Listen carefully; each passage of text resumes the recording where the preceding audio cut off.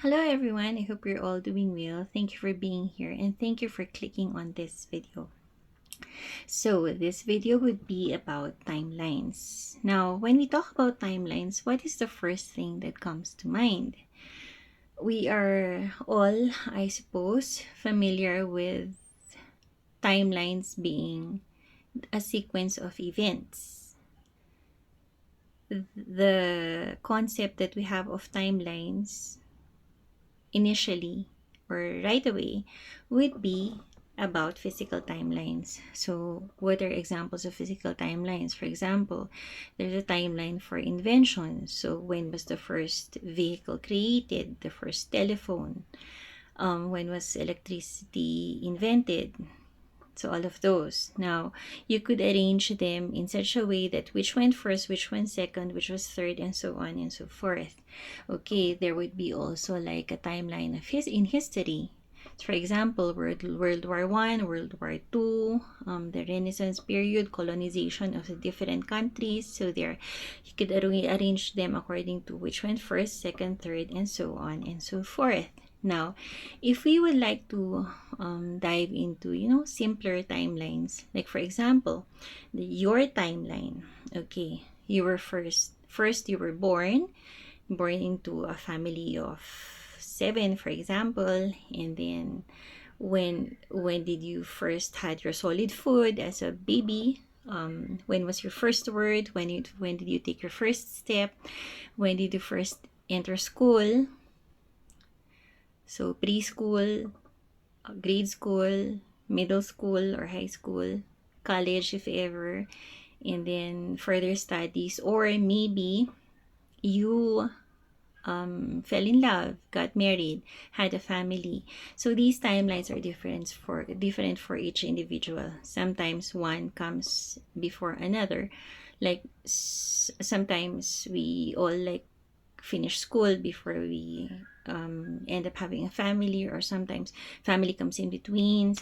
Then you go back to school. Others they don't, but they pursue something else in their lives or things like that. Okay, so those are all physical timelines. Now, what I would like to discuss here more would be spiritual timelines. From searching about the meaning of timelines, I found a few actually.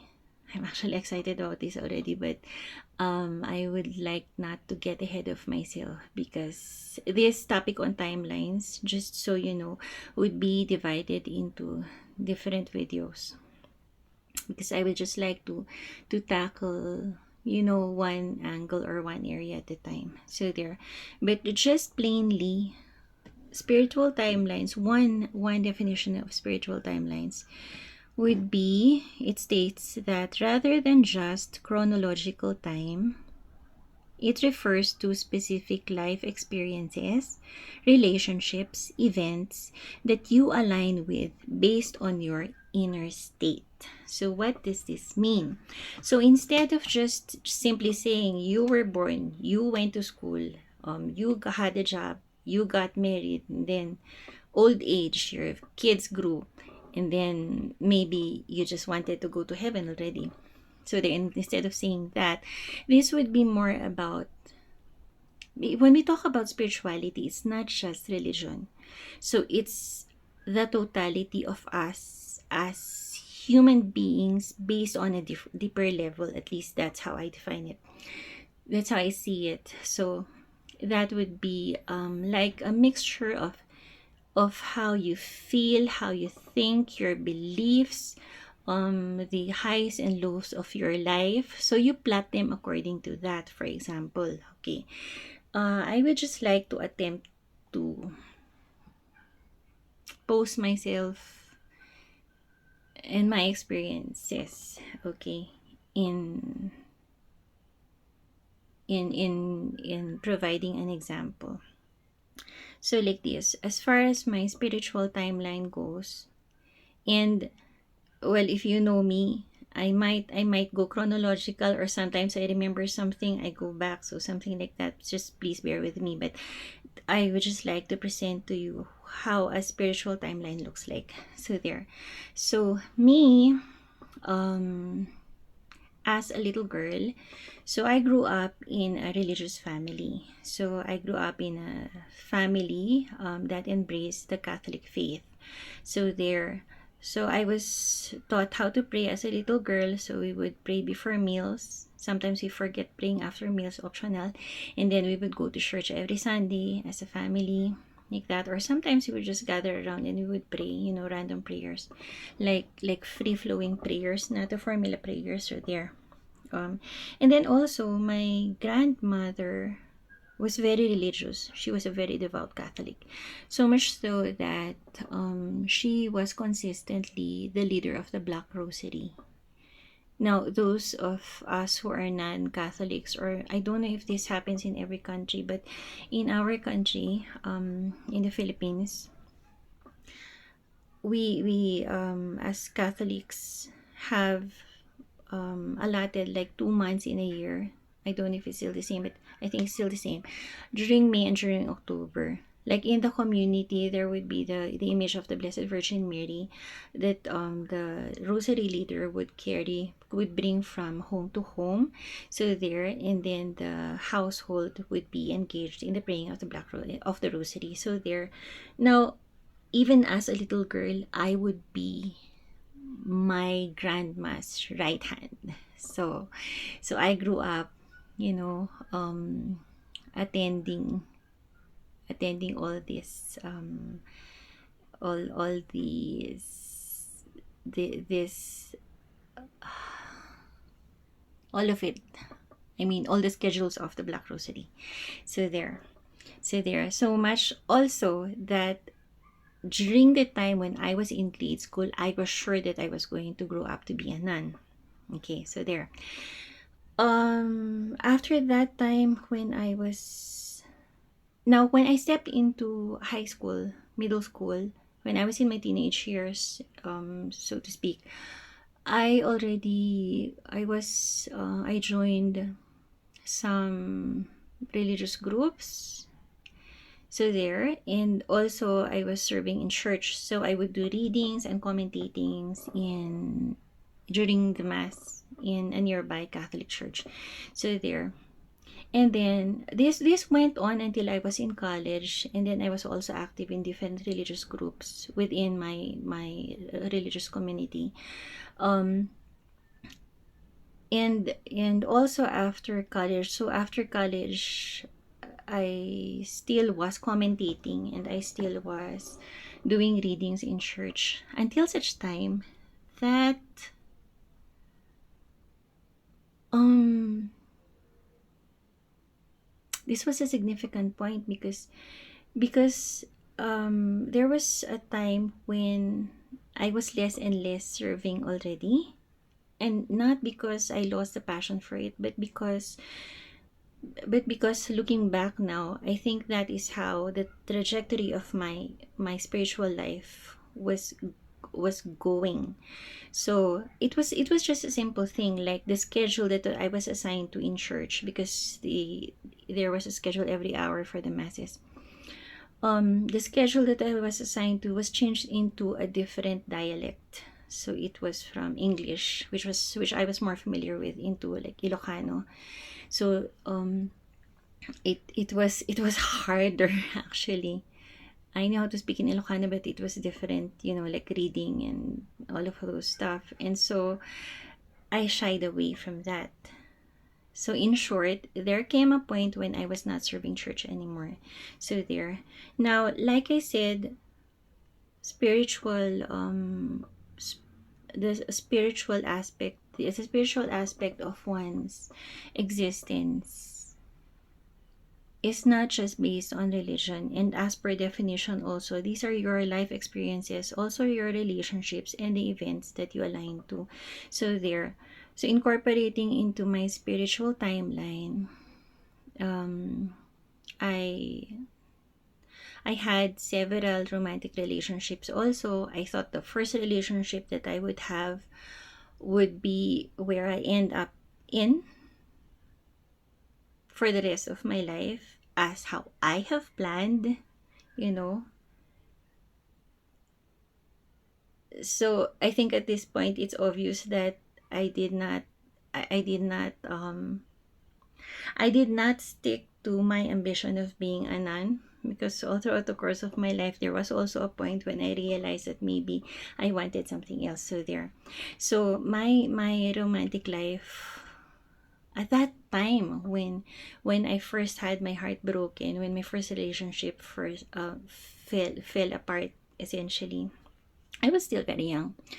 But that was after college. So there, that particular part of my spiritual timeline was a part of was one of confusion, and I didn't know how to deal with the emotions that I was feeling. And it was not just five types of emotions, different types of emotions. And granted, and then it was also a question. I think there was an internal rebellion also happening within me, thinking that, my mom and dad, they were each other's first boyfriend and girlfriend, and then they ended up together. And then my sister, who got married among three of us siblings, she also ended up with her first boyfriend, who also had her as his first girlfriend. So they ended up together, and I was thinking, how come mine didn't didn't end up being like that? Wait, something's blinking. Okay, let me just continue. I don't know if I'm running out of storage, but anyway, there. So eventually, I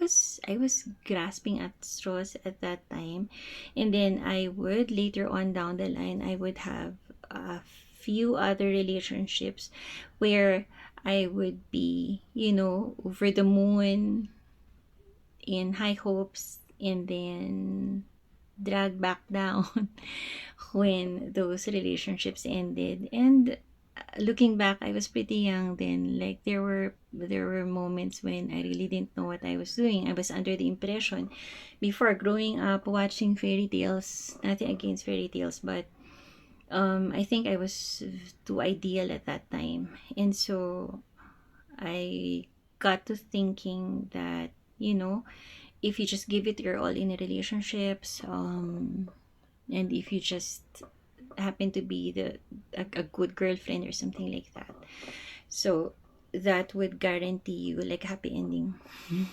I know, right? Okay, so there. But anyway, let me just say again that I was young at that time, and we all go through that. So there. And especially since I grew up very religious, it was ingrained in me to be, just be a good person. And so yeah, I wasn't saying that I was a good person in the relationship. The other person was, was the one who lacked commitment or anything, or the good qualities. But then I was still navigating through all of those relationships. And the good part is, spiritually, I learned more and more about myself. Okay, so there. Now, another part of my timeline, another significant part of my timeline is when when in one relationship where I wasn't married, I suddenly got pregnant. So I'm a single mom, as most of you know if you've been here long enough. So there. Um, wait. Okay. So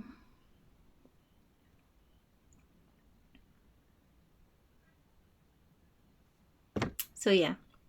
Um, around that time, it was a mix of like bigger emotions. As a Catholic, I felt like I was unworthy of belonging to church. At the same time, I was very excited also having a human being growing within me. And I was already in my 30s at that time. And so the excitement of like having a kid was also there.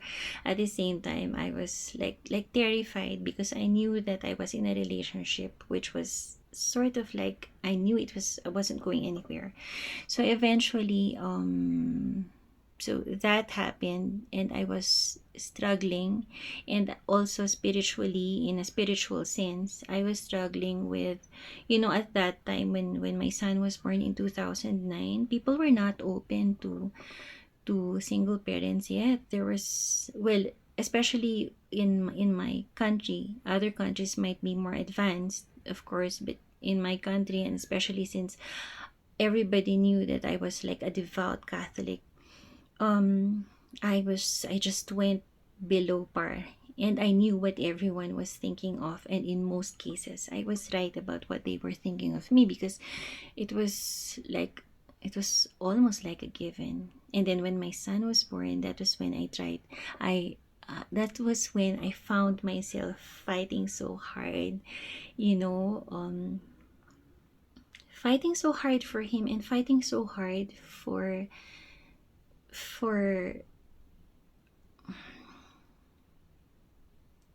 for the mere belief, the strong belief that despite the circumstances, he was, bef- em- more than anything else, he was God's gift to me. It was the first time in my life ever that I felt that close to a human being, where I felt that there was something that was mine. So there, so and with the birth of my child, that opened up like a whole arena of possibilities when it comes to my spirituality. So there, when I came face to face with, you know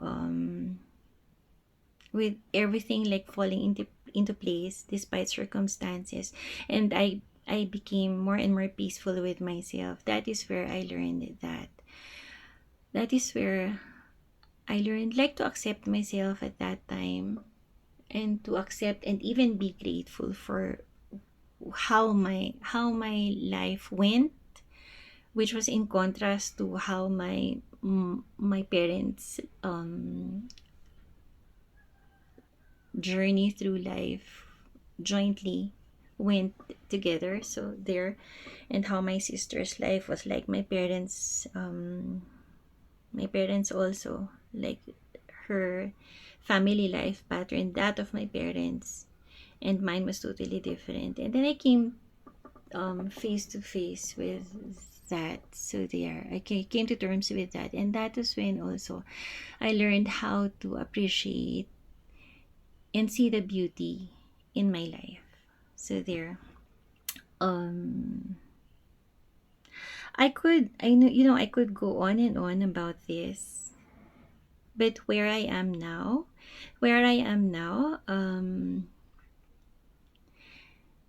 the Catholic faith is something that I will always be grateful for, because that is where I was first introduced to God. But then, beyond that, also, I learned about a lot of other things from a lot of other people and their beliefs also. And I learned how to appreciate their beliefs also, and how to incorporate like the teachings that they have into my life also. And thereby, like, how I see it, my life got enhanced by all of these different spiritual teachings that I have learned. And sometimes it doesn't have to be from a religious person, or a guru, or anything. Like sometimes it could just be the person you meet in the grocery store, and then you just have a certain exchange with, and something that they say sticks with you. So like that. So there. So basically, that is my spiritual timeline. Now, at this point, I would just like to encourage you also to, maybe, if you find time,